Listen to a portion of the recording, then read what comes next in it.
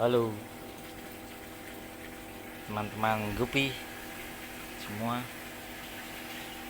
saya ingin berbagi tips ya, bagaimana cara paling aman untuk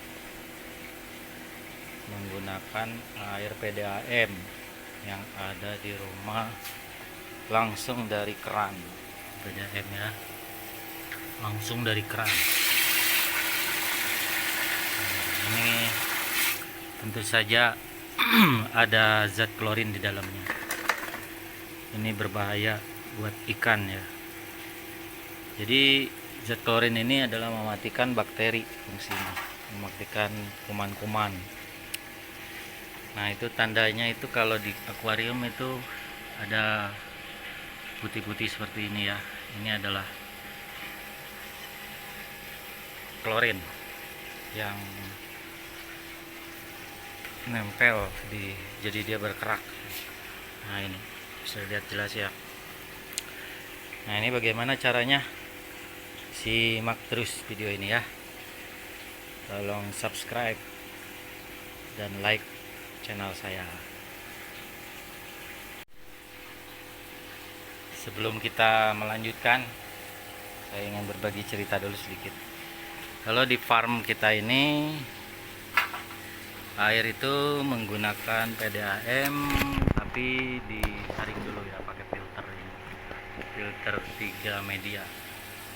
Filter ini berfungsi untuk menghilangkan kaporit. Dia terdiri dari beberapa bagian ya. Salah satunya itu adalah karbonat, itu yang bisa membuang kaporit. Kemudian ini dari alurnya begini ya, ini dari PDAM naik ke atas ke sini, terus dari sini dinaikin ke atas toren, lalu dari toren sambil kita endapkan ada keran lagi. Nah, ini menuju ke sini, ke selang ini. Selang ini nanti kita alirkan ke akuarium ya. Ya, ini cara seperti ini ya paling ampuh untuk menghilangkan klorin. Jadi ikan-ikan kita tentunya akan aman. Langsung pakai bisa. Ya. Nah, perlu diketahui jadi gini. Saya akan memberitahu bahwa si kaporit ini fungsinya dia mematikan kuman, ya kan. Nah, pada saat kita isi air, tentunya kuman-kuman dan bakteri yang ada di akuarium ini sudah tidak ada, ya kan. Tapi untuk ikan ya bagus, tidak ada bakteri ya, itu memang tujuannya.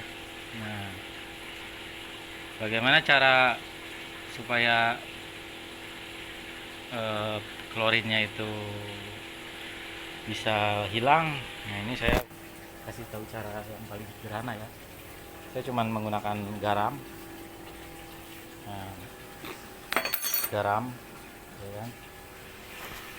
Ini garam ini untuk 1 sendok teh ini kita gunakan untuk 4 liter air. Jadi ini kalau kurang lebih ini kan 1 galon ini. Ya anggap saja 20 liter lah ya. 20 liter itu berarti dibagi 4 itu berarti butuh 5 sendok garam. Ya. Nah, kemudian obat biru. Ini obat biru juga bisa berfungsi sebagai untuk mengendapkan zat-zat klorin ya, mengendapkan atau mematikan zat klorin. Tentu saja ada takarannya, yaitu 1 tetes untuk 2 liter. Nah, berarti kalau 20 liter berarti 20 tetes ya. Nah, itu saja. Oke. kita praktekkan ya.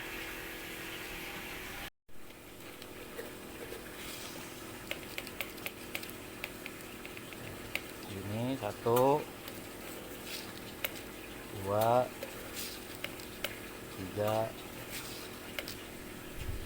4 5. Nah, kemudian ini 10 ya. 1 2 3 4 5 6 7 8 9 10. Oke. Nah, 10 ya. Kemudian kita isi air PDAM tadi. Nah, setelah diisi air PDAM, diamkan selama 4 hari. Diamkan selama 4 hari, paling sedikit 3 hari dengan aerator, dengan filter. Oke. Nah, kembali lagi.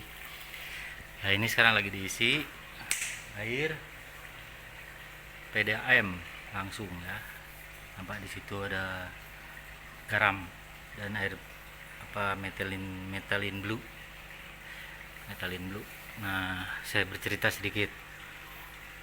Kenapa ini butuh proses sampai 3 hari sebelum kita memasukkan ikan?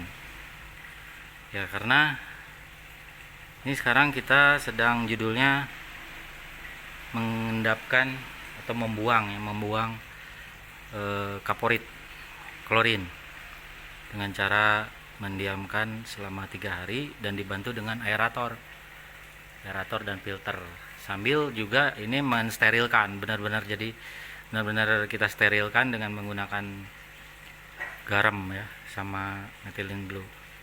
Nah, ketika nanti dia sudah reaksinya sudah selesai, nah barulah kita bisa memasukkan ikan dan juga diiringi dengan memasukkan starter bakteri. Nah, itu penting sekali ya. Starter bakteri ini dia berfungsi untuk memakan sisa pakan yang tidak dimakan dan amoniak, membantu menguraikan amoniak ya kan. Karena amoniak ini sangat tidak baik buat ikan. Kalau kadarnya berlebih, maka ikan akan sakit ya. Biasanya penyakit yang paling berpengaruh oleh amoniak itu adalah pin rot,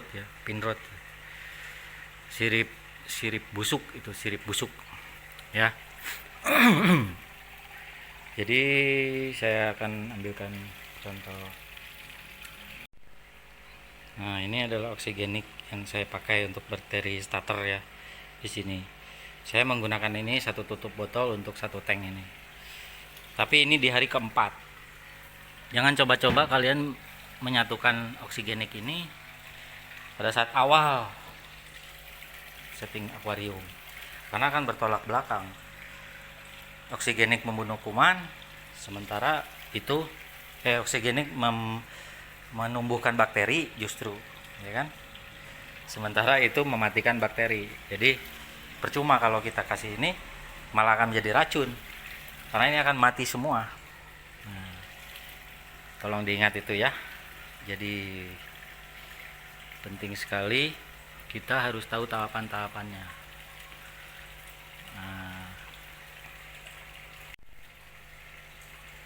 Nah, ini kita agak besarkan sedikit volume alirannya supaya cepat menguap si klorinnya. Oke. Biarkan pakai filter, jadi filternya juga sekalian dibersihkan gitu. Lalu setelah 4 hari atau 3 hari paling sedikit, baru kita masukkan ikan bareng dengan bakteri starter. Oke.